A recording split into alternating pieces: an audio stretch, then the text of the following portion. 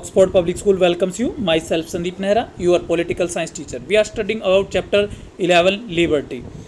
Our next topic is safeguard of liberty. यानी liberty के क्या है, संरक्षक क्या क्या है, उनके बारे में हम बात करेंगे कि जो क्या है लिबर्टी की, यानी ये जो हमें स्वतंत्रता मिली है उसको मतलब बचा करके कौन रख सकता है। एक मतलब सिटीजनशिप को क्या है, जो लिबर्टी हर मोड़ पे काम आती है, उसके ऊपर कोई भी हर उसको छीनने की कोशिश करता है, तो उसको छीनने से बचाने के लिए क्या है, कौन से हमारे पास सेफ गार्ड्स हैं।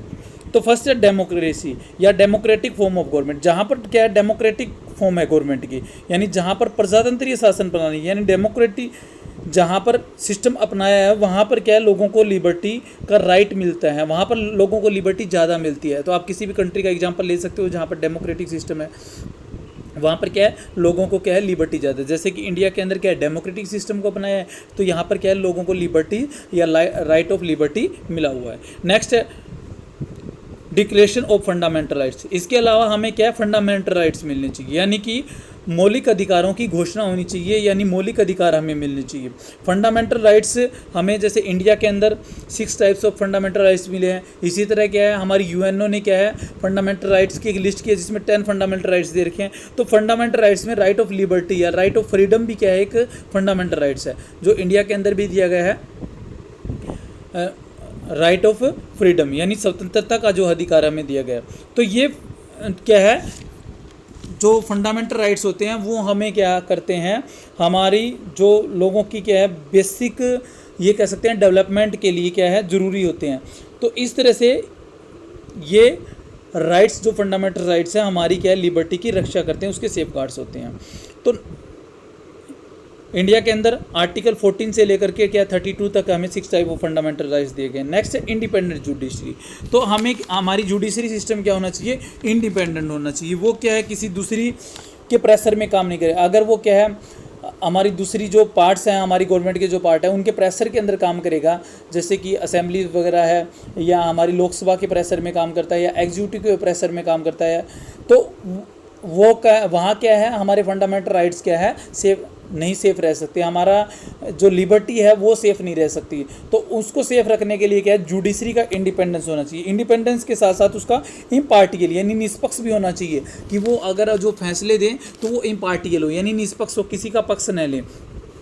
तो इसलिए जुडिशरी का इंडिपेंडेंट और इम्पार्टियल होना क्या है हमारे लिए हमारी लिबर्टी को बचाने के लिए एक सेफ गार्ड का काम करता है। नेक्स्ट है रूल ऑफ लॉ, यानी कि कानून का शासन। अगर रूल ऑफ लॉ होगा तो क्या होगा, रूल ऑफ लॉ होने से क्या है सभी क्या होंगे इक्वल होंगे, सभी कानून के हिसाब से चलेंगे, लॉ के अकॉर्डिंग चलेंगे, तो हमारी क्या लिबर्टी बची रहेगी। इक्वल राइट्स, सभी लोगों को अगर इक्वल राइट्स होंगे तो वो एक दूसरे की लिबर्टी को छीनने की कोशिश नहीं करेंगे, सभी को लिबर्टी मिलेगी। तो सभी को क्या है बिना किसी मतलब भेदभाव के, वो भेदभाव किसी के अकॉर्डिंग ना होना चाहिए, कलर के अकॉर्डिंग, कास्ट के अकॉर्डिंग, अगर इस तरह के इक्वल राइट्स मिले हैं तो वहाँ पर लिबर्टी क्या है ज़्यादा सेफ गार्ड रहती है। तो इक्वल राइट्स भी क्या है इसका एक सेफ गार्ड है। नेक्स्ट है इकोनॉमिक इक्वालिटी, सबसे ज़रूरी है इक्वालिटी के अंदर इकोनॉमिक इक्वालिटी। अगर सभी लोग क्या है इकोनॉमिकली क्या होंगे इक्वल होंगे, यानी कोई ज़्यादा उनके अंदर डिफरेंस नहीं होगा, अपॉर्चुनिटी को उनको क्या है समान अवसर मिलेंगे, इक्वल मतलब अपॉर्चुनिटी है, तो वहाँ क्या है एक दूसरे को बचा करके रख सकते हैं, यानी ये इक्वल अपॉर्चुनिटी या इकोनॉमिक इक्वालिटी भी क्या है एक सेफ गार्ड के रूप में काम करती है। नेक्स्ट है सेपरेशन ऑफ पावर, यानी जो शक्तियाँ हैं वो क्या होनी चाहिए सेपरेट होनी चाहिए, अलग अलग बटी होनी चाहिए, यानी सेपरेट हो, अलग अलग सभी की स्पेशल हो। जैसे हमारे क्या है यूनियन के अंदर है यूनियन लिस्ट अलग है, स्टेट लिस्ट अलग है, कॉन्क्रीट लिस्ट अलग है, इसलिए क्या है सेपरेट कर दिया अलग अलग को। और इसी के साथ है डिसेंट्रलाइजेशन ऑफ पावर, यानी शक्तियाँ बटी भी होनी चाहिए, तो वो बटी भी है सेंट्रल गवर्नमेंट के अंदर है, स्टेट गवर्नमेंट के अंदर है, फिर हमारी लोकल गवर्नमेंट आती है, ग्राम पंचायतें आती है, ब्लॉक समिति आती हैं। तो इस तरह से क्या है पावर से क्या होनी चाहिए सेपरेशन भी होना चाहिए उसमें और डिसेंट्रलाइजेशन भी होना चाहिए, यानी कि वो सेपरेट भी हो अलग अलग भी हो, जैसे कि इंटरफेयर ना करे स्टेट गवर्नमेंट के काम के अंदर, सेंट्रल गवर्नमेंट इंटरफेयर ना करे उनकी लिस्ट के अंदर किसी तरह का, और डिसेंट्रलाइजेशन भी हो, वो क्या हो फैली हुई हो, एक जगह पर उनका सेंट्रलाइजेशन ना होना चाहिए, एक व्यक्ति के हाथ में पावर से नहीं होनी चाहिए। अगर क्या है एक हमारी गवर्नमेंट को जैसे कि सेंट्रल गवर्नमेंट को ज़्यादा पावर दे देगी तो वहाँ पर डिक्टेटरशिप आ सकती है। तो इस तरह से इन चीज़ों से बचने के लिए हमें क्या करना चाहिए डिसेंट्रलाइजेशन करना चाहिए। तो decentralisation of power and separation of power भी क्या है सेफ गार्ड के रूप में काम करते हैं हमारी लिबर्टी के लिए। नेक्स्ट है फ्री हैंड होनेस्ट प्रेस। तो प्रेस क्या है किसी भी कंट्री के अंदर, अगर डेमोक्रेटिक कंट्री के अंदर बात करें तो फ्री एंड होनेस्ट प्रेस क्या है, एक क्या है सेफ गार्ड के रूप में काम करती है लिबर्टी के सेफ गार्ड के, क्योंकि अगर प्रेस होनेस्ट होगी, फ्री होगी, तो वो क्या कर सकती है, गवर्नमेंट को क्रिटिसाइज कर सकती है। अगर गवर्नमेंट क्या करती हो, किसी तरह का, मान लो इस तरह का कोई लॉ बनाती हो जो पीपल्स के अगेंस्ट हो, तो उनके बारे में लोगों को बताएगा कौन और उनकी आवाज़ कौन उठाएगा, तो वो प्रेस उठाती है। तो इसलिए फ्री और ऑनेस्ट प्रेस का होना भी क्या है, ज़रूरी है, ताकि लोगों की जो लिबर्टी है, जो हमें लिबर्टी ऑफ राइट मिला है, उसको बचाया जा सके।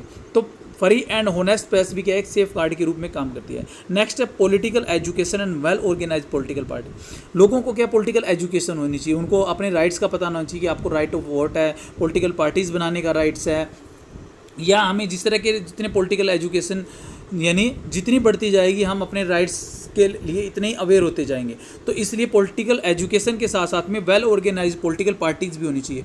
जो हमारी पॉलिटिकल पार्टीज़ हैं, डेमोक्रेटिक जो सिस्टम होता है, गवर्नमेंट सिस्टम है, उसकी एक पावर होती है, उसमें इम्पोर्टेंट रोल होता है इसका, पॉलिटिकल पार्टीज़ का। तो ये पॉलिटिकल पार्टीज़, क्योंकि मान लो कि एक क्या है, गवर्नमेंट बनी है एक पॉलिटिकल पार्टीज़ की, तो दूसरी पॉलिटिकल पार्टीज़ क्या करेगी, उसकी क्रिटिसाइज़ करेगी अगर वो किसी तरह के इस तरह का लॉ बनाएगी जो लोगों की क्या है, लिबर्टी को छीन रहा हो, उसको कम कर रहा हो। तो इसलिए क्या है, वेल ऑर्गेनाइज पॉलिटिकल पार्टीज़ भी होनी चाहिए। नेक्स्ट है इंटरनल विजिलेंस। सबसे मेन पॉइंट मैं ये बताता हूँ कि यही है इंटरनल विजिलेंस, यानी कि सतत जागरूकता। कोई भी व्यक्ति अपनी लिबर्टी को सेफ तब तक नहीं रख सकता जब तक वो क्या खुद जागरूक नहीं होगा। यानी इंटरनल विजिलेंस का होना क्या है, सबसे ज़रूरी है। एक व्यक्ति को, एक सिटीजन को क्या है, अपने राइट्स के लिए, अपनी गवर्नमेंट के सिस्टम जो उसका वर्क सिस्टम है उससे, अपने कॉन्स्टिट्यूशन के प्रति, अपने राइट्स के लिए, अपनी ड्यूटीज़ के लिए, इन सब चीज़ों के लिए क्या है, उसको विजिलेंस यानी जागरूक होना क्या है, ज़रूरी है। तो इंटरनल विजिलेंस अगर व्यक्ति होगा तो ये सबसे बड़ा सेफ गार्ड है किसके लिए, लिबर्टी के लिए। यानी लोगों का, उसको अपने फंडामेंटल राइट्स का पता हो, उनके अपने सिंपल राइट्स का पता हो, अपनी ड्यूटीज़ का पता हो, लॉज वगैरह के बारे में पता हो। तो वो अगर ये सारी चीज़ें जानता है तो वो अपनी लिबर्टी को खुद क्या है, सुरक्षित रख सकता है, उसको दूसरे पर डिपेंडेंट होने की जरूरत नहीं है। तो इसलिए किसी ने कहा भी है कि internal vigilance is the price of liberty, यानी कि जो सतत जागरूकता, इंटरनल विजिलेंस का मतलब है सतत जागरूकता, सतत कॉन्टीन्यूस जो चलती है, यानी कि साथ के साथ अवेयर होता जाए। तो internal vigilance is the price of liberty, यानी सतत जागरूकता क्या है, स्वतंत्रता का मूल्य है।